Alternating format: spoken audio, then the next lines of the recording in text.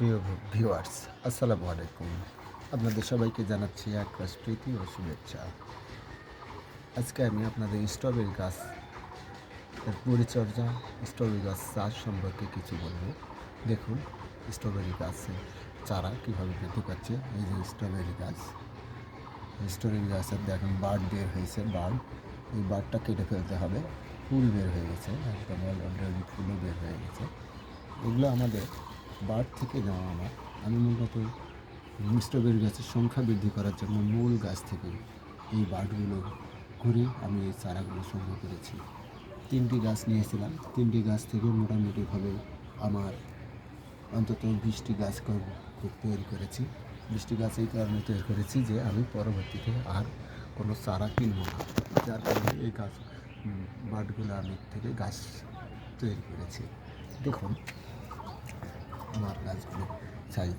এখানে আমি খোল ভেজানো পানি রাখছি, যাতে করে কলার শসা রাখছি আমি, এগুলা দিয়ে আমি পানি দিয়ে রাখি।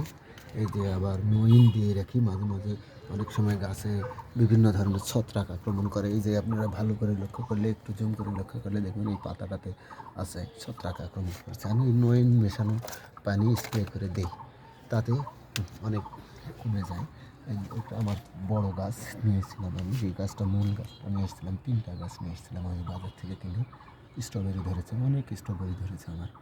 এই স্ট্রবেরিগুলো অনেক স্ট্রবেরি ধরেছে আমার, এবং আমার ছেলের হাত থেকে বাঁচানোর জন্য এটা আড়াল করে রেখেছিলাম। দেখুন স্ট্রবেরি কিন্তু একদম পরিপক্ক হয়েছে। দেখুন কত স্ট্রবেরি ধরেছে। এই স্ট্রবেরিগুলো এখন আমরা তুলে এখান থেকে আবার নতুন চারা সংগ্রহ করব। স্ট্রবেরি গাছ লাগানোর জন্য যেটা লাগে, প্রথমত মাটি এবং অর্ধেক পরিমাণে গোবর দিয়েছিলাম আমি। গোবর মাটি মিক্সড করে আমি বস্তায় ভরে বিনা খরচে বাড়িতে পড়ে থাকা বস্তায় আমি এই গাছগুলো লাগিয়েছি। দেখেন একটা করে স্ট্রবেরি কত বড় হয়েছে। দেখেন, আপনারা দেখলে খুশি হবেন। দেখেন একটা স্ট্রবেরি কত বড় হয়েছে। এই স্ট্রবেরিগুলো জানি না খাইতে কেমন লাগবে, কীরকম টেস্ট হবে, পরে আপনাদের জানাবো। কমেন্ট করবেন, আপনাদের জানাবো আমি। দেখুন এটাও আমার বাড়ি থেকে। এই 3টি গাছ থেকে 1, 2, 3, এই 3টি গাছ থেকেই আমি ওই চারাগুলো তৈরি করেছি। আর আমি বাড় বের হতে দিই না। আমি এখান থেকে আশা করি অনেকগুলো চারা পেয়েছি আমি, আলহামদুলিল্লাহ। আমি এখন যেটা করব, এই গাছগুলো আমি পরিচর্যা করব। এই গাছগুলোকে আমি খাইতে দিই অনেক কিছু, যেমন খোল ভেজানো পানি। এই যে দেখুন আমি বাঁটটা কেটে দিচ্ছি। দেখেন এই যে বাঁটটা কেটে দিলাম আমি, বাঁটটা কেটে ফেলে দিব আমি এখন। এই বাঁটটা থাকলে আর একটা চারা হবে, এই গাছটা দুর্বল হয়ে যাবে, যার কারণে আমি কেটে ফেলে দিলাম। আপনারা প্রথমে তো মাটি এবং গোবর ভালোভাবে মিক্সড করে তারপরে গাছগুলো লাগাবেন, দেখবেন আপনারা হবে। অযথা বেশি ওই হাম্বি শুনে লাভ নেই। আপনারা শুরু করেন, দেখবেন যে আপনাদের গাছ ভালো হবে। ঠিক আছে, পরিশেষে আমি এটাই বলবো যে আপনাদের গাছগুলো কেমন হয় আপনারাও ভিডিও দিবেন ইউটিউবে। আশা করি আপনাদেরও ভালো হবে। আমার স্বল্প জায়গা, দেখুন এই যে এখানে ট্যাঙ্কি আছে, এখানে এয়ার রয়েছে।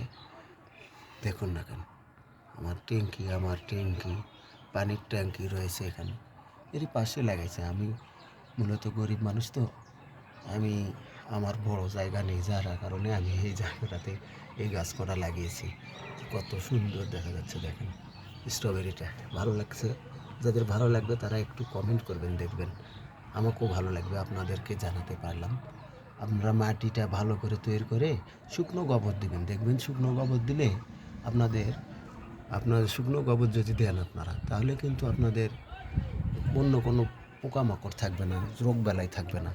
আর সবচেয়ে বড় কথা হচ্ছে যে মাটির যদি ছত্রাক থাকে, তাহলে কিন্তু গাছের পাতায় আক্রমণ করে বসবে প্রথমত, যেটা আপনাদের গাছের জন্য ক্ষতিকর হতে পারে। আমি সিঁড়ির উপরে রাখছি, দেখেন এই সিঁড়ির উপরেই রাখছি, তারপরেও গাছ হয়েছে আমার। আসলে যদি আপনাদের ইচ্ছে থাকে যে আমি একটা কোনো কিছু করব, আমার জায়গা জমি কম হয়েছে, তাতে কোনো সমস্যা নেই। আমি করতে চাই। এটা যদি আপনাদের মনের ইচ্ছা থাকে তাহলে কিন্তু আপনারা আশা করি পারবেন। এই যে দেখুন, এটা দেখুন, এই গাছটা দেখুন, এই গাছটা দেখুন। টব কিনে নিয়ে আমি সয়াবিন তেলের জারগুলো আমি কেটে এটা লেগেছি। আমার ছেলের একটা গাছ, ছেলের একটা ফুলের গাছ আপনাদেরকে দেখাই। যে কোথা থেকে কী নিয়ে এসে লাগাইছে আমি জানি না। তো ধন্যবাদ সবাইকে, আপনারা ভালো থাকবেন। স্ট্রবেরি বেশি করে হলে আপনাদের